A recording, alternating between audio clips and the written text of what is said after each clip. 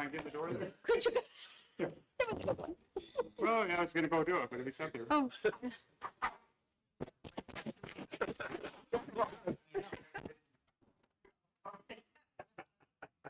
Roll like the NJR movie. Movie starts in 5. Where's John? John. Oh, man. Places. I never forget that. For the zoo, and you go to places, and all the animals are just like before they open up. I just that always. They're all reminds me. walking around before. Yeah, you know, like, there's- you're on this kind of.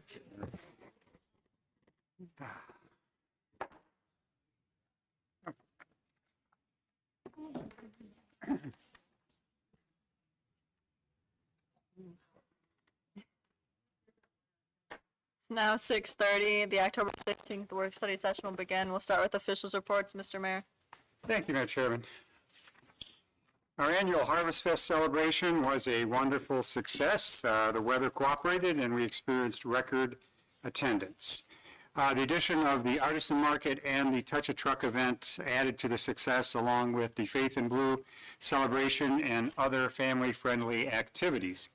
Our Southgate Historical Foundation also had a banner year selling all of their 220 pumpkins. It's usually not that many each year, but this was a record for them too. Special thanks to this year's Harvest Fest sponsors, Quint Plumbing and our Southgate DDA. And if you have not yet made it to Market Center Park recently, there is a scarecrow competition that will remain up until November 2nd. So please go out, vote for your favorite scarecrow, and by using the QR code that is posted in the park entrance. Our second annual food drive, organized by the Southgate Police Department in cooperation with the Riverview officers, was also a tremendous success. In just 4 hours, nearly 4,700 pounds of non-perishable food was donated to assist the Fishes and Loaves Food Pantry and DRMM. This amount was substantially more than last year. It really was a neighbor helping neighbor event that will help reduce hunger in our region. I would like to acknowledge and thank the Southgate Kroger for hosting the event, and to all of our officers and residents who made this food drive so successful. Prior to the meeting, I distributed a copy of the Downriver Community Conference Annual Community Return on Investment Report to each of the members of City Council. It should be on your desk in front of you. Once again, as a board member, I am very pleased to report that the 2022-23 service year proved to be another productive year for the DCC and our residents in need. The city's total annual dues for both the DCC and the Downriver Mutual Aid is about $37,000 a year. According to the Return on Investment Report, the cost of services our residents received for that same period was $283,000, so quite a return on our investment. These services include such items as weatherization, transportation, workforce redevelopment, summer youth programming, and mutual aid.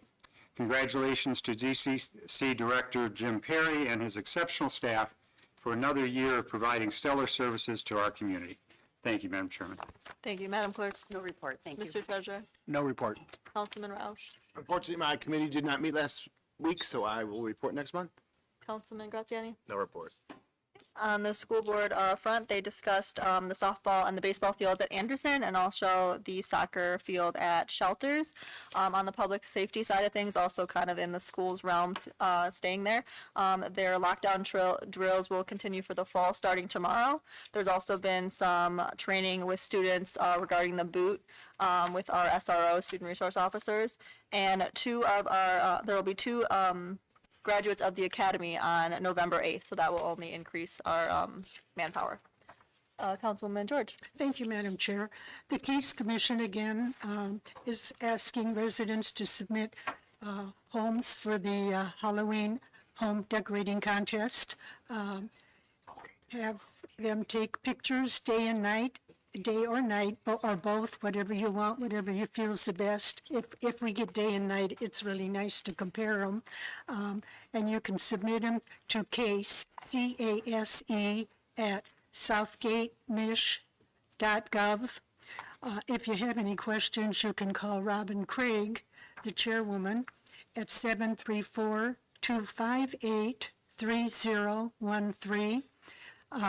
When you submit your photo, please include your name, address, and phone number. And winners will be notified and recognized at a city council meeting. And the first place is a gift card, a $100 gift card. Second place is a $50 gift card. And third place is a $30 gift card.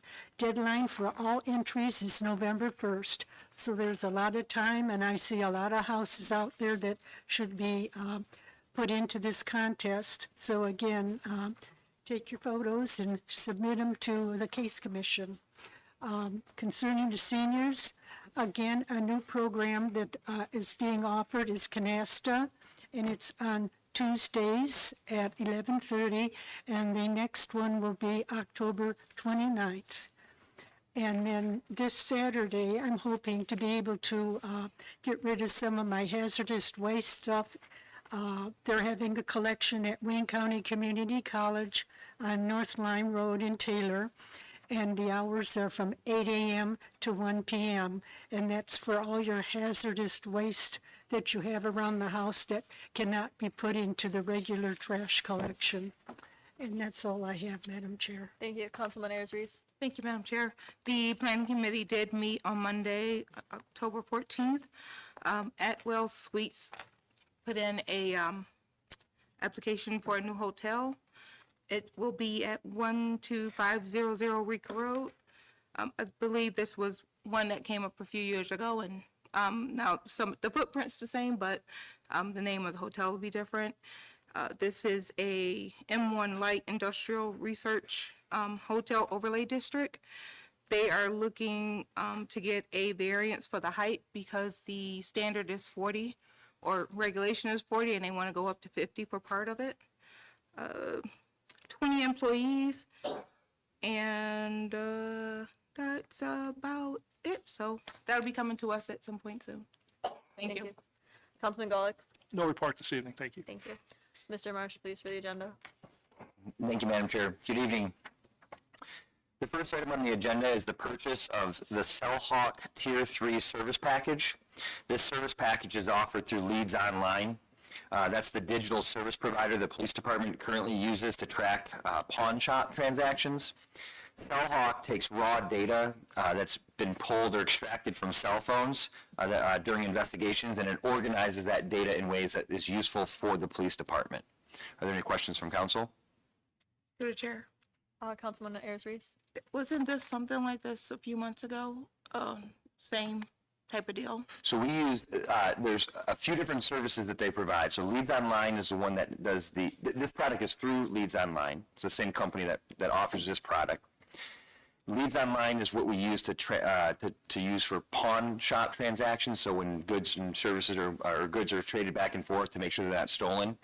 We also have another service called Cellbrite, which I think is referenced in the Public Safety Director's letter there. Cellbrite is the tool that actually pulls the information off a cell phone. So if we got a warrant for a cell phone and it's turned over, how do you get that information off? The problem is that information is not easy to work with. It's just raw data, geolocation, contacts, all that sort of information. What Cellhawk will do is it will take that and it will provide reports to the police department so that they can actually take actionable steps with that data. Okay. Thank you. Yep. Next is the recommendation to replace 2 sets of doors at the ice arena. We're recommending Rally Point. If you recall, they had just recently won the bid for our city carpenter. So they were recently awarded, so we're recommending them for the replacement of those 2 doors. Are there any questions from council? Okay, seeing none.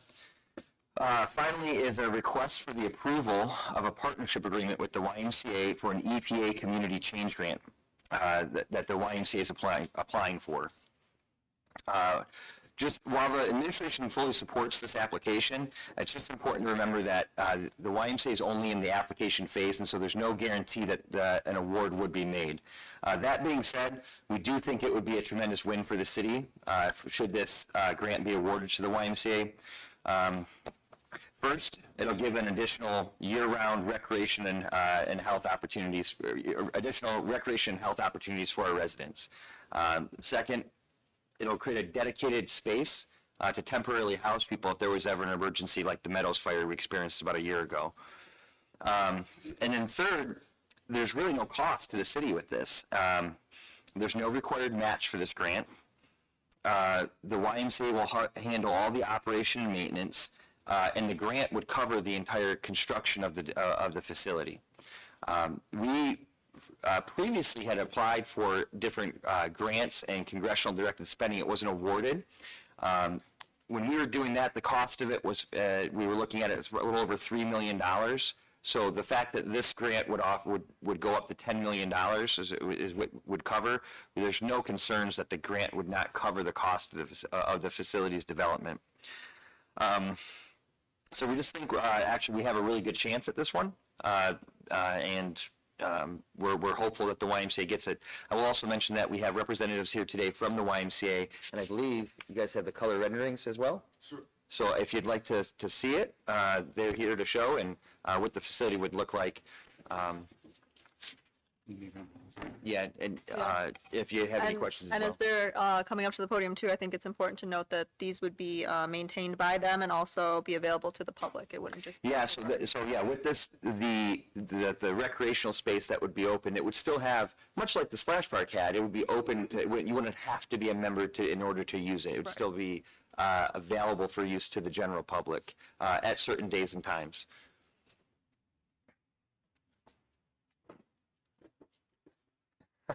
You need 3 people for that. Before you set it up, would you just show the audience first and then?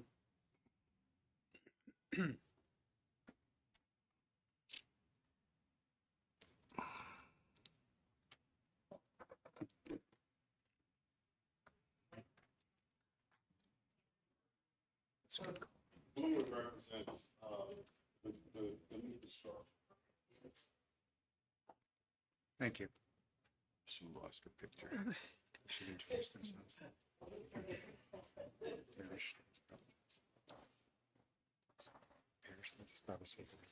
Oh, yeah. Could you just introduce yourself to the, yeah.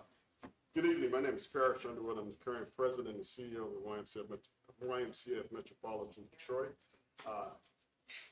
Formerly the old executive director of the YMCA here in the city of Southgate some 12 years ago. The representation that you have here, by way of context, is an artist's rendering. It is nothing carved in stone. But what it essentially illustrates is a replacement for where the splash park currently sits vacant, in a sense. And this gives us an opportunity to reimagine that space. This grant came as much as a surprise to anyone, sort of calling opportunities for funding for capital development, and this comes from the Environmental Protection Agency, the EPA, which is fairly unique. And as the city manager, Dan Marsh, mentioned, the minimum award is $10 million and the maximum award is $20 million. This project, interestingly enough, as we were talking about replacing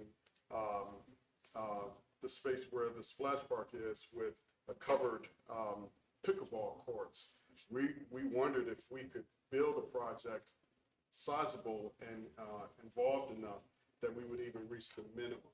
We believe we do have something here, and it is really solely to support the idea of creating a resiliency hub for underserved communities, particularly residents and seniors in a sense. And so while this is a social and recreational facility, which will represent an expansion of about 17,500 space, in times of natural disasters or climate emergencies, it will dual and serve the purpose of creating a safe haven for residents, as the city manager spoke of.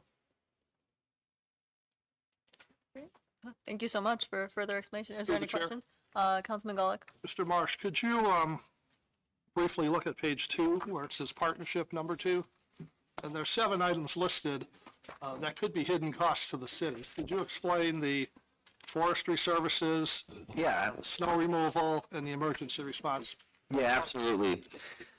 If you don't mind, actually, I could just go straight through all of those items because, I said it's not going to be a cost to the city. You look at, we are contributing in some ways. I'll just first start by saying is part of the EPA's requirement for this grant is, one, that there's a statutory partner, which would be the city, and a lead applicant, which would be the YMCA.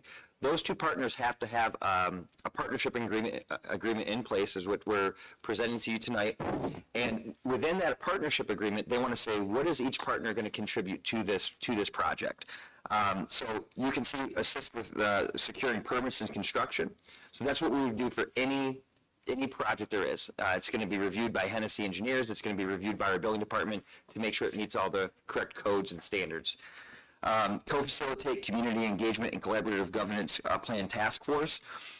This right here is going to be, would not incur any additional expenses. This task force would be made up from the city side standpoint of folks like myself, Director Marsh from the Public Safety Director, and perhaps volunteers from the Senior Center to get their input on this as well. The forestry services, we have a city forester. His job is to make sure that if there's issues that residents or businesses are having with their trees, he can go out there and make an assessment of that tree and what to do with it and how to keep it healthy, or if it should come down. So that's a service that the city already provides that would be extended to this project as well. So there'd be no additional cost to that. We want to add hours to that employee's schedule. The co-deliver annual emergency preparedness classes with the YMCA. Our public safety departments do a good job actually going out into the public and offering events. In fact, our police department just last year was at the YMCA. This wasn't around emergency preparedness, but it was around active shooters. So we want to be out in the community now doing these community interactions. We've gone to businesses. Obviously, we do a lot with the school district. So this would just be an extension of that. And these emergency preparedness classes would really be out there letting the public know this is a resource for you and this is how you can stay safe in the case of emergency. So again, that's going to fit right into with our current goals and our current kind of deliverables that we're already providing to the community. Snow removal on Center Road, that's a city road. So we would continue to provide snow removal for that. It would be an access point, but we'd continue to provide that snow removal. And then help coordinate transportation to the resiliency hub from the senior center, including use of the senior buses. When we had that Meadows fire, our buses were going. So we were already doing that. If there's a major problem in the city, like a fire, we are going to do what we can to get people to safety. And so hopefully we don't have to do that much, but if we did, that would already be baked into any other emergency that would take place in the city. And then provide emergency responders and public safety officers to support during weather events.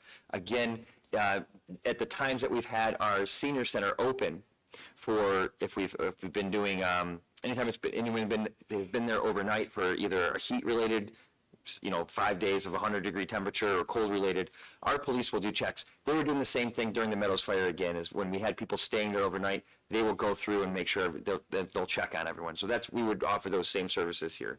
Thank you. Yep. Any other further questions? Okay, thank you so much.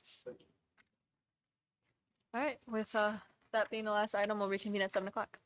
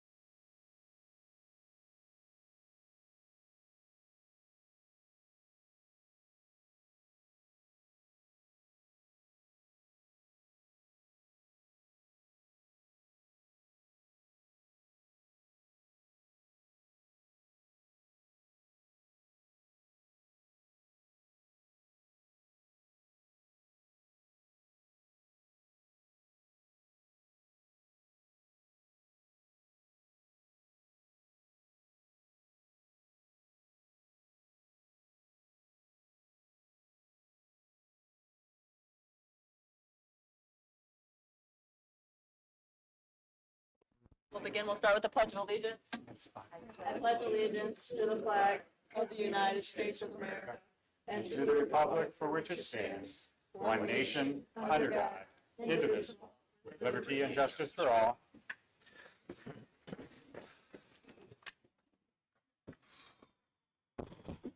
roll call, Madam Clerk.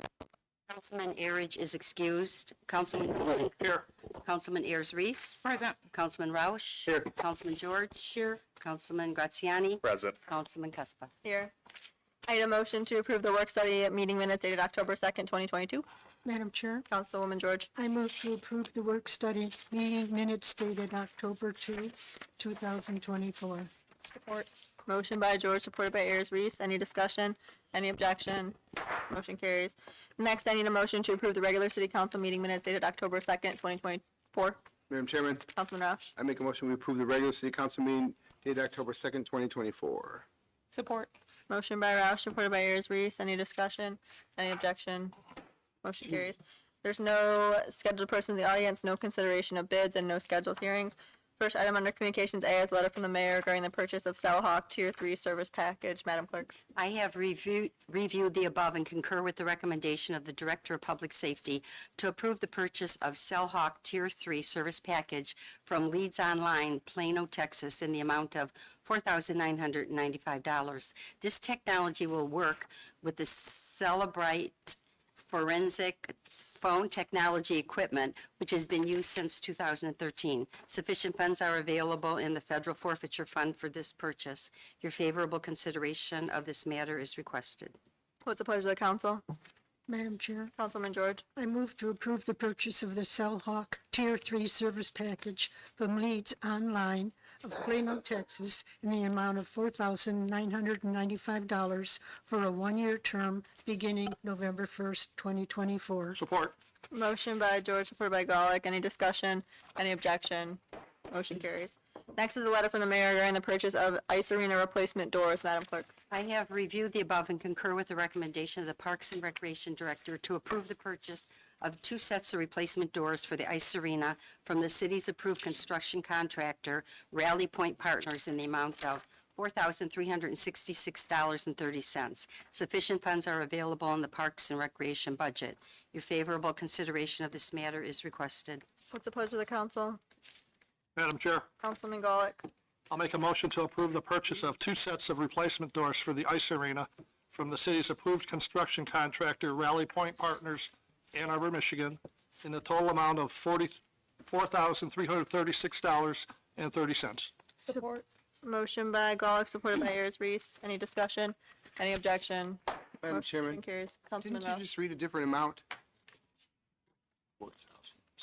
Hang on. Maybe I said it wrong.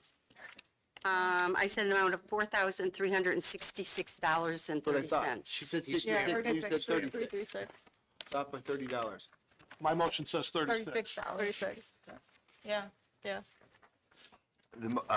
Through the chair, the motion should be $4,336. Okay, That was the correct motion that you included. Yeah, okay. You're welcome. $30. That's what I was looking at. I'll take the blame. Okay. Moving on, next is last is a memo from the administrator regarding the EPA Community Change Grant Partnership Agreement. Madam Clerk. The YMCA is applying for an EPA community change grant to develop a 4-season structure, green space, and outdoor walkway on the site of the former Splash Park. The grant application requires a partnership agreement between the lead applicant and the statutory partner. Attached is a proposed agreement which details each partner's responsibilities should the EPA award the grant. Please note the city is not contributing any financial support to the project, and the YMCA will be responsible for all costs associated with grant management and the operation and maintenance of the completed facility. The proposed 4-season structure will include athletic courts, which will be maintained by the YMCA and be available to the public as established days and times during the week. The facility will also be designed as a resiliency hub with the backup generators so that it can be used to temporarily shelter individuals during extreme weather events, widespread power outages, or apartment fires. The proposed project would be 100% funded by an EPA Community Change Grant, with all legacy costs involving the operation of the facility being the YMCA's responsibility. Therefore, the administration believes it is in the best interest of the city to engage with the YMCA by signing the attached partnership agreement to support the YMCA's EPA Change Grant application. What's the pleasure of the council? Madam Chair, Councilwoman George? I move to approve the city administrator to sign on behalf of the city the attached EPA Change Grant Partnership Agreement with the YMCA of Metropolitan Detroit. Support. Motion by George, supported by Ayers Reese. Any discussion? Any objection? Motion carries. There are no items in the communications B, and there's no ordinances. Is there any old business the council would like to discuss? Seeing none, is there any new business the council would like to discuss? Seeing none, we'll move on to unscheduled persons in the audience. I see we have a special guest, Radovan Javorcik. He's the Slovak ambassador to the United States, and he'd like to make a little presentation. Please come up to the podium to make your remarks.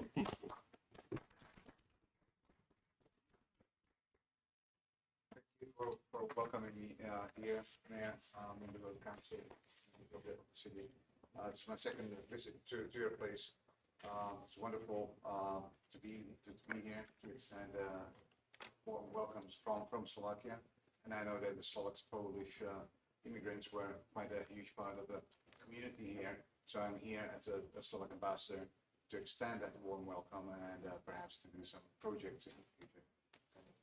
Send you with Mr. Mayor, with the Okay. flag.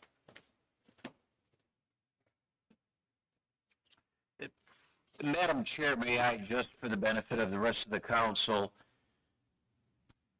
tell you that Ambassador Yavorchik has been in some of the hot spots around the world, including the Mideast, in Israel, ambassador to Israel. He served at NATO, the European Union, the European Parliament. He was in the United Kingdom, and he says that this was the smoothest meeting, the first meeting he watched that you've run, and he's seen some big meetings at the European Union and the Slovak Parliament. So he congratulates you on your efforts here. Oh, picture, I'm sorry. Oh, you want one of me?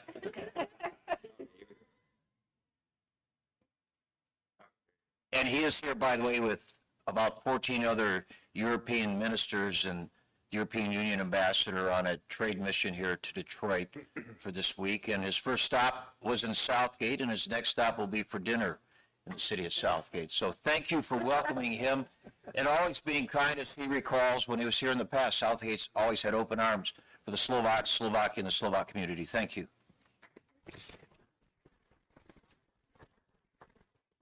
And our residents of the city of Southgate and all the elected officials, there's a special City Southgate challenge coin that I'd like to present you as well. We do this to dignitaries or somebody who's done something very special for our community. So again, on behalf of residents in this community, congratulations and thank you for visiting. Thank you. All right.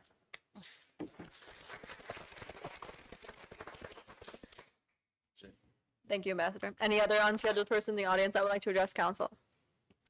Seeing none, we'll move on to claims and accounts. Councilman Roush. Move to approve warrant 1507 in the amount of $1,419,429.42. Support. Motion by Roush, supported by Graziani. Any discussion? Any objection? Motion carries. I'll entertain a motion to adjourn. Madam Chair, Councilman George. I'd like to make a motion to adjourn. Support. Motion by George, supported by Golick. Any discussion or objection? We're adjourned. What a great